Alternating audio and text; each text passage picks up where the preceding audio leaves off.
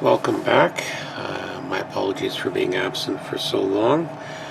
Between the holiday season, I promptly caught a cold in mid-December, which migrated, I don't know, was into flu or something like that, but it really hampered my ability not only to speak, but also to do any modeling or anything like that. It just saps the energy, goes from your head to your throat and back again. But anyway, enough of my medical ailments. This is the Tamiya Panther OSPA A. I've been playing around with it, particularly with the weathering materials.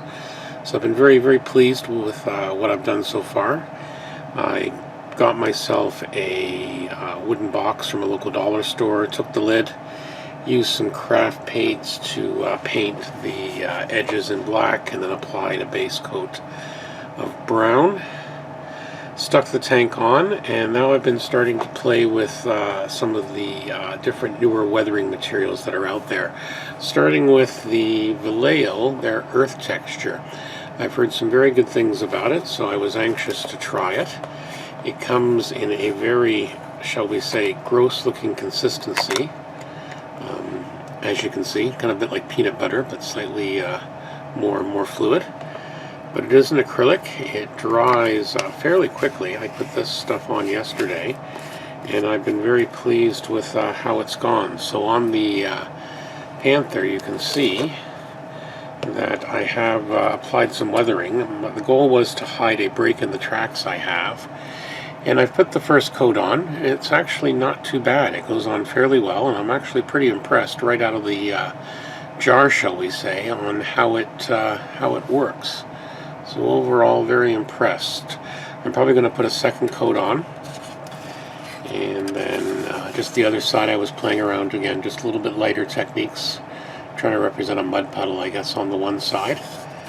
I've played a bit with some of the Vallejo oils and stains and stuff like that. It's tough to see on the video, but on the engine deck and that, I've put some of that in. So all in all, not bad. Very pleased with the result, and I'm going to keep going, working a bit more. I've put some ballast material to represent some sand in that, and then I might put a little bit of green material to represent it's going through a muddy field or something to that effect. So overall, the goal of using it as the tank as a weathering test machine has worked out very well. Still need to do a little bit more weathering. It still seems very clean to me, even though I've put some oversprayed the entire camouflage with a buff scheme in that. I'd like to do a little bit more, so I might do a bit more. We'll see what happens. So that's what's happening with the Panther right now. Here's the other thing I've been working on. I had a couple of extra spare models here. The Airfix old 176 scale tractor and 88mm gun I've had for ages. The tracks were originally missing, but my local hobby shop had someone with a bunch of spare part bins, and I managed to find a set of tracks that fit quite well on it, so that was able to complete the kit. Used in Desert Scheme, a little bit of weathering. Did have a chance, this was one of the first kits I used my Sotar 2020 on, just to do some weathering on the top of the canvas cover, just originally to play with it. The brush works very, very well. If you need to do fine detail work in small amounts, I highly recommend this Badger Sotar 2020. But anyway, so I had that, and then I had this Gundam kit I've had in the stash. I think I won as a door prize at a model show or something. So I put that together. It was a fairly quick build. My colleague Anthony Goodman from Goodman Models and in the club gave me a little bit of back history on the mech, and we talked about it on one of the episodes of the Scale Model podcast. But anyway, I decided I'd airbrush it up in a green and tan and brown desert scheme. Again, getting a chance to play with some different consistencies and techniques on the airbrush. So did that. So I decided I'm going to put these together as a diorama. I think I'm going to call it Where Did Everyone Go? What I'd like to try and do, I don't know if I'm going to be able to get away with it, but try and put footprints running away from the vehicle. So the Gundam pilot comes up and wonders where all his colleagues have gone, because obviously they haven't seen something like this before. So anyway, that's the plan.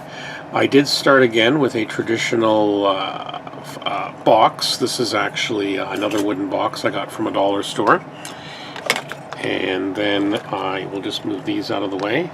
So again, painted it a base black, put a coat of tan over it, and now what I'm doing is I'm doing a ballasting technique. I picked up a bunch of these Bachmann Scenescape gravel from one of the local hobby shops, and they had it for an amazing sale for $2. So I picked up quite a bit.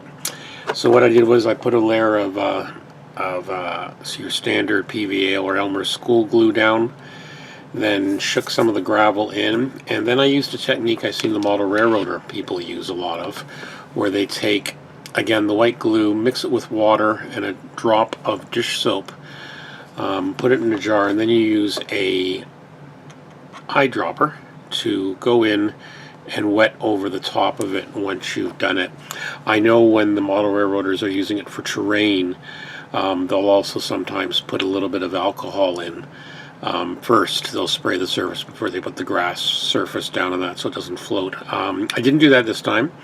Thought I'd try it, and yeah, it's come out fairly well. So I think what I'm going to do is I'll do that for the rest of the base there, and we'll make that go, and then we'll probably end up adding a few rocks or something just to see how it's, you know, just to give it some other flavor or something, and then we'll put everything back. The Gundam itself needs a little bit more weathering. I'd like to, I've got to do the jet exhausts and things like that. But overall, I'm happy with it. The camouflage was applied freehand with an airbrush on a very gentle setting. And again, there's a few overlaps there I might fix. But overall, I like the idea. It's just been hastily painted. So it's going to get a little bit of weathering. For the head there, for the cockpit area, I used a bit of Tamiya, some of the chrome silver, and then applied chrome blue on top of that, and I find that gives a very nice effect. So yeah, so that's what's been happening. The only other thing that's been going on is the F-18. It's still underway. I've been putting the decals, because they were pretty yellow, putting them out on bright days. We're getting to the point, though, I think I'll be able to put them on soon and continue the build here. So, yep, once I got the right colors in the right order, it's looking good. So, yeah, so that's what's been happening there. Slowly getting healthier. Well, I'm hoping to use some of the days in January finally to catch up on some stuff. I didn't really get a chance to work on it over the holidays because I was sick. And as always, the Scale Model podcast will continue. I did have to miss one scheduled time slot. My apologies. So we'll call that the Christmas break, but we are going to be continuing. And that's it for now. Don't forget to like and subscribe and all that good stuff. And, well, we'll see you next time. Thank you, and be well.